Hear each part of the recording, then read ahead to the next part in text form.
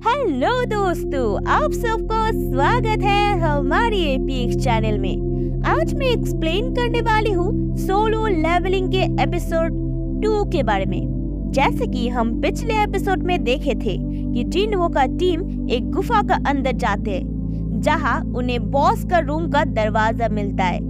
तो वहाँ एक बार घुसने पर वहाँ से जो कोई भी भागने का कोशिश करता है उसे टेम्पल के बड़े बड़े पत्थर के गार्ड मार देते हैं, जिससे सभी उस टेम्पल के अंदर फंस जाते हैं और किसी को बचने का कोई रास्ता नहीं दिखता है। तो ये एपिसोड उसी के बाद से कंटिन्यू होता है, जहाँ सब डरे हुए होते हैं। तो उनका कैप्टन जिन्हो को धन्यवाद जताता है सही टाइम पे सबको नीचे झुकने को कहने के लिए, नहीं तो सब मारे जाते।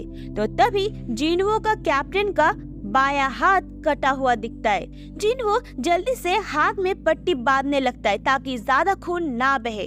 असल में ये हीलिंग का काम जूही की थी, पर वो खुद बहुत डरी हुई थी, शॉक में पड़ गई थी। इसलिए जूही बी रैंक हीलर होने के बावजूद भी डी या ई डंजन मिशन में ही जाती है। तो कैप्टन बोलता है कि वो 2-3 बार बी डंजन में गया है, तो उसके एक्सपीरियंस से वो बोल सकता है कि टेम्पल कम से कम ए या एस रैंक का होगा। फिर तभी कैप्टन को पत्थर पे लिखे हुए रूल याद आता है। पहला, गॉड की सम्मान करो। दूसरा, गॉड को खुश करो। और तीसरा, गॉड के प्रति अपना भक्ति साबित करो। और जो ये नहीं कर पाएगा वो यहाँ से जिंदा नहीं लौट सकता। तो ये सुन के जिन्हो समझ जाता है कि यहाँ पर गॉड शायद सिंहासन पर बैठा हुआ मूर्ति होगा। दूसरी तरफ हम एक लड़की सांग ई को देखते हैं, जो कि हाल ही में हंटर एसोसिएशन से लाइसेंस लेके हंटर बनी है, और वो जिन्हो का बहन जिन्हा की दोस्त और क्लासमेट है। तो संग जिन्हा से पूछती है कि उसकी भैया भी एक हंटर है ना, जिस पर जिन्हा बोलती है कि हाँ, पर वो सिर्फ ई रैंक हंटर है जो कि हमेशा घायल होके वापस आ जाता है। तो ये सुन संग मन ही मन सोचती है कि वो शायद जिन्हो से भी अच्छा हंटर बन सकती है। और उसके बाद हम डंजन के अंदर देखते हैं कि कैप्टन और जिन्हो टेम्पल से निकलने का तरकीब सोच रहे हैं कि तभी उनमें से एक हंटर चिल्ला के कहता है कि उसने हाल ही में एक अच्छी कंपनी में ज्वाइन किया है, इसलिए वो यहाँ मरना नहीं चाहता और उससे उसके स्पीड पर पूरा भरोसा है। तो ये बोल के वो हंटर अपने फुल स्पीड से गेट की तरफ भागने लगता है, पर पलक झपकते ही गॉड स्टैचू उसे जलाकर राख कर देता है। और ये देख के जिन्हो को समझ आ जाता है कि गॉड स्टैचू जब चाहे उन्हें चींटियों की तरह मसल सकता है, पर वो किसी कारण मार नहीं रहे हैं। तो सब चीजों को एनालाइज करके जिन्हो सोचता है कि ये स्टैचू दूसरे मॉन्स्टर से एकदम अलग है, जो कि इंसानों को देखते ही हमला कर देते हैं। और तभी जिन्हो को पत्थर पर लिखा हुआ रूल याद आता है और उससे वो थोड़ा समझ जाता है कि उन लोगों को क्या करना है। तो अपने हाइपोथेसिस को प्रूफ करने के लिए वो खड़ा हो जाता है, जिससे गॉड स्टैचू उसे मारने ही जाता है कि जिन्हो उसके सामने झुक जाता है। तो हम देखते हैं कि गॉड स्टैचू उसे नहीं मारता है और आराम से सिंहासन पर बैठ जाता है। और इसी से जिन्हो को सब कुछ क्लियर हो जाता है कि इस डंजन का अपना रूल है, जिसमें पहला रूल है कि गॉड का सम्मान करो। तो जिन्हो सबको जल्दी से गॉड स्टैचू के सामने झुक जाने बोलते हैं। सभी लोग जिन्हो का बात मानकर झुक जाते हैं। तो इससे गॉड स्टैचू खुश होकर स्माइल करने लगते हैं। तो ये देख सबको लगता है सब खत्म हो गया है और खड़े होने लगते हैं। लेकिन तभी गॉड स्टैचू भी अपने सिंहासन से उठकर खड़ा हो जाता है और उन लोगों को अपने पैरों से कुचलने के लिए उन लोगों की तरफ बढ़ने लगते हैं। तो जिन्हो सबको बोलता है कि उन लोगों ने रूल न मान के बहुत बड़ी गलती की है, इसलिए जल्दी से दूसरा रूल यानी कि गॉड को खुश करने बोलते हैं। तो उन लोगों में से एक हंटर आगे आता है और बोलता है कि उसे पूजा करना आता है। तो वो वही बैठकर गॉड की पूजा करने लगता है, पर गॉड स्टैचू उसे अपने पैरों से कुचल देता है, जिससे सभी डर के इधर उधर भागने लगते हैं और जिनो जूही की हाथ पकड़ के भागने लगता है। तो हम देखते हैं कि एक हंटर कोने में जाके रुक जाता है और तभी वहाँ खड़े गॉड स्टैचू उस हंटर को अपने तलवार से 2 भागों में काट देता है। तो जिनवो को समझ नहीं आता है कि वो कैसे इस गॉड को खुश करेगा, क्योंकि ये भगवान नहीं बल्कि शैतान है। पर वो हार नहीं मानता है और आसपास कोई क्लू ढूंढने लगता है। तो उसे नजर पड़ता है कि साइड में जो स्टैचू खड़े हैं सबके पास किसी न किसी तरह के हथियार है, पर उन लोगों के बीच में कोई स्टैचू ऐसे भी है जिनके हाथ में हथियार की जगह म्यूजिकल इंस्ट्रूमेंट है।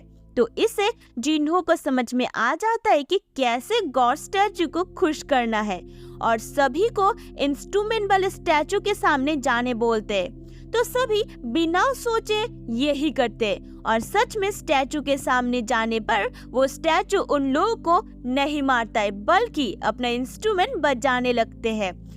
तो जिन्हो भी जूही को लेके ड्रम वाले स्टैचू के पास आता है, पर वो स्टैचू कोई रिएक्ट नहीं करता। जिन्हो को समझ आता है कि एक स्टैचू के नीचे एक ही इंसान खड़ा हो सकता है। तो जिन्हो जूही को वहां रख के दूसरे स्टैचू की तरफ भागने लगता है, पर गॉड स्टैचू उसके पीछे चलने लगता है। तो गॉड स्टैचू से बचने के चक्कर में जिन्हो गलत स्टैचू के सामने पहुंच जाता है, जिससे वो स्टैचू तुरंत उस पर अटैक कर देता है। पर जिन्हो उस अटैक से जैसे तैसे बच के सही इंस्ट्रूमेंट वाले स्टैचू के पास पहुंच जाता है, जिससे पूरे रूम में गाना बजने लगता है और वो गॉड स्टैचू खुश होके अपने सिंहासन में बैठ जाता है। तो उसके तुरंत बाद ही जूही दौड़ के जिन्हो के पास आती है और देखती है कि जिन्हो का एक टांग कट चुका है, जिससे जूही बहुत घबरा जाती है और अपने हीलिंग पावर से जिन्हो को हील करने लगती है। पर अपने पावर को कुछ ज्यादा ही यूज करने की वजह से उसकी आंख और मुंह से खून निकलने लगता है, पर फिर भी जूही जिन्हो को हील करती रहती है। तो उसके बाद एक हंटर उन लोगों के कैप्टन को इन सब का जिम्मेदार बताता है, जबकि यहाँ आने के लिए वो लोग खुद वोट किए थे। पर जिन्हो सोचता है ये झगड़ा करने का टाइम नहीं है, क्योंकि अभी भी और एक रूल बचा हुआ है। और तभी टेम्पल के बीच में एक प्लेटफॉर्म खड़ा हो जाता है। तो उसे देख जिन्हो तुरंत पहचान लेता है कि ये क्या है और बोलता है कि ये अल्टर है, जहाँ पुराने जमाने में भगवान को किसी जिंदा चीज की बलि चढ़ाया जाता था। और यही तीसरा रूल है कि इनमें से एक को अपना बलि देके अपना भक्ति साबित करना होगा। तो इससे बाकी हंटर घबरा जाते हैं और देखते हैं कि एक हंटर कैप्टन के गले में तलवार रखकर कैप्टन को बलि देने बोलता है। तो कैप्टन मान जाता है और अल्टर की तरफ बढ़ने लगता है, पर कैप्टन के अल्टर के पास जाने पर कुछ नहीं होता है, सिर्फ पास में एक ऑरेंज फ्लेम जलने लगता है। तो कैप्टन जिन्हो से पूछता है कि अब वो क्या करे, जिस पर जिन्हो 2 हंटर को उसे अल्टर के पास लेके जाने बोलता है, क्योंकि उससे भी कुछ समझ नहीं आ रहा है कि क्यों अल्टर काम नहीं कर रहा है। तो 2 हंटर जिन्हो को अल्टर के पास लेके जाते हैं, जिससे उनके पास और 3 ऑरेंज फ्लेम जलने लगता है। तो उसके बाद जिन्हो कैप्टन से पूछता है कि क्या कोई उन लोगों को रेस्क्यू करने आएगा, जिस पर कैप्टन बोलता है कि इस पोर्टल के खुले हुए 7 दिन हो गए हैं, तो शायद ही कोई उन्हें बचाने आएगा। तो ये सुन के जिन्हो को याद आता है कि अगर गेट 7 दिन से ज्यादा खुला रहे तो डंजन ब्रेक हो जाता है, मतलब कि डंजन के सभी मॉन्स्टर गेट से बाहर निकल के पृथ्वी में आ जाएगा। मींस अगर वो लोग इस डंजन को क्लियर ना कर पाए तो ये स्टैचू मॉन्स्टर सब पृथ्वी में आ जाएंगे, जिससे इतना डिस्ट्रैक्शन होगा जिसका कल्पना भी नहीं किया जा सकता है। और दूसरी तरफ देखते कि जिन्हा हॉस्पिटल में जाती है अपनी माँ से मिलने के लिए, और माँ के रूम में आके जिन्हा अपनी मदर से बात करने लगती है, पर उसकी माँ कोई जवाब नहीं देती है क्योंकि वो कोमा में है। और इधर डंजन में देखते कि जिनवो सबको अल्टर के पास आने बोलते हैं। तो सब आते ही सबके लिए एक एक ऑरेंज फ्लेम जल जाती है और उनके पीछे और एक ब्लू फ्लेम की सर्कल जलने लगता है और टेम्पल का दरवाजा खुल जाता है। तो टाइम के साथ साथ ब्लू फ्लेम बुझने लगता है और टेम्पल के सभी गार्ड उन लोगों की तरफ बढ़ने लगते हैं, जिससे सभी बहुत डर जाते हैं। पर जिनो ध्यान देता है कि वो जिस स्टैचू पर नजर देता है वो स्टैचू रुक जाता है। तो जिनो तुरंत सबको सभी स्टैचू की तरफ देखने बोलता है। तो सब वही करते हैं, पर एक लड़की बहुत ज्यादा डर जाने के कारण दरवाजे की तरफ भागने लगती है। तो वो दरवाजे से निकल तो जाती है, पर वो दरवाजा थोड़ा बंद हो जाता है। इससे जिनवो को समझ नहीं आता है कि ये दरवाजा कोई जाल है या वो लोग सच में निकल सकते हैं इस दरवाजे से। तो जिनवो फिर से सब कुछ सोचने लगता है और रूल को पूरा करने का तरकीब ढूंढने लगता है। तो जिनवो को लगता है कि शायद इस रूल से गॉड के लिए उनकी असली वफादारी देखा जाता है और तभी और एक हंटर जिनवो को छोड़ के दरवाजे से भाग जाता है। तो इससे बाकी हंटर्स को भी भागने का मन करता है।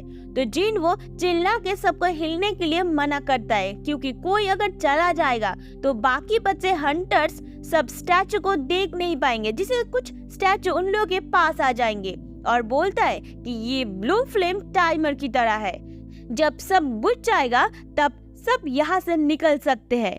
तो एक हंटर बोलता है कि वो जिनवो की रेस्पेक्ट करता है इस मुसीबत में सबको गाइड करने के लिए, इसलिए वो शुक्रिया अदा करता है। पर उसकी फैमिली उसका इंतजार कर रहा है। तो क्या वो श्योर है कि सब ब्लू फ्लेम बुझ जाने के बाद वो लोग निकल पाएंगे, या फिर से ये कोई और ट्रैप है? और ये बोल के वो हंटर भी दौड़ के भाग जाता है। तो इससे जिनवो रोने लगता है और सोचता है कि ऐसा उसके साथ क्यों हो रहा है, पर फिर भी अपने आप को कंट्रोल करके यहाँ से बचने का तरीका ढूंढने लगता है। वो लोग सिर्फ अब 3 ही बचे हुए थे, कैप्टन, जिनहो और जूही। तो कैप्टन जिनहो और जूही को वहाँ से चला जाने बोलता है और वो यहाँ रुकेगा, क्योंकि जब तक कोई एक यहाँ रुकेगा गेट खुला रहेगा। तो कैप्टन जूही को जिनवो को लेके भाग जाने बोलता है, पर जूही की पैर काम करना बंद कर देता है, क्योंकि वो अपनी पावर को ज्यादा यूज कर ली थी। तो जिनवो कैप्टन को कहता है कि वो जूही को लेके यहाँ से चला जाए, क्योंकि उसकी भी पैर कट जाने की वजह से वो खुद भी नहीं चल पाएगा। तो इस आइडिया से कैप्टन थोड़ा मना तो करता है, पर उन लोगों के पास ज्यादा टाइम ना होने के कारण कैप्टन सिचुएशन को समझ जाता है। पर जूही जिनहो को छोड़ के नहीं जाना चाहती है। तो जिनहो जूही को अपना एक लौता ई रैंक मैजिक कोड देता है और बोलता है वो शायद उसको कुछ खिलाने की प्रॉमिस को पूरा नहीं कर पाएगा, इसीलिए वो इसे खुद खरीद के कुछ खाने बोलता है। तो जूही मना करने ही वाली होती है कि कैप्टन जूही को मार के बेहोश कर देता है और जूही को लेके गेट से निकलने लगता है।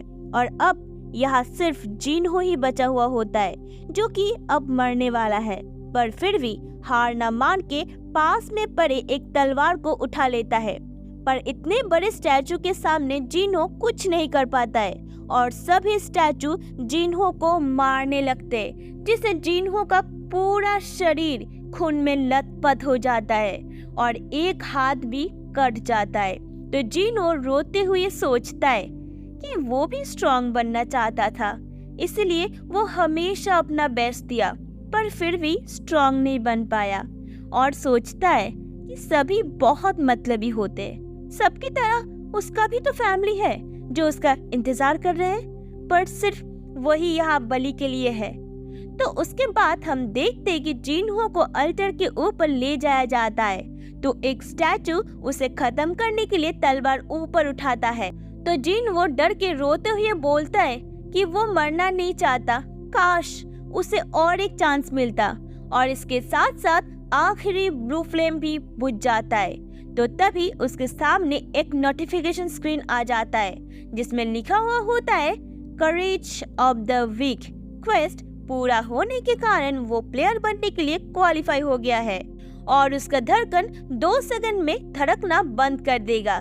तो वो प्लेयर बनना चाहता है कि नहीं? तो तभी हाँ बटन पे क्लिक हो जाता है। और इसी के साथ ये एपिसोड यहाँ पर खत्म हो जाता है। तो अगर आपको जानना हो कि जिन वो आखिर तक बचेगा कि नहीं और अचानक से नोटिफिकेशन स्क्रीन का आना, प्लेयर बनना, ये सब जानना हो तो हमारे चैनल को सब्सक्राइब कर दो और ये वीडियो पसंद आए तो लाइक कर दो। तो फिर से मिलते हैं अगले वीडियो में, तब तक के लिए बाय बाय।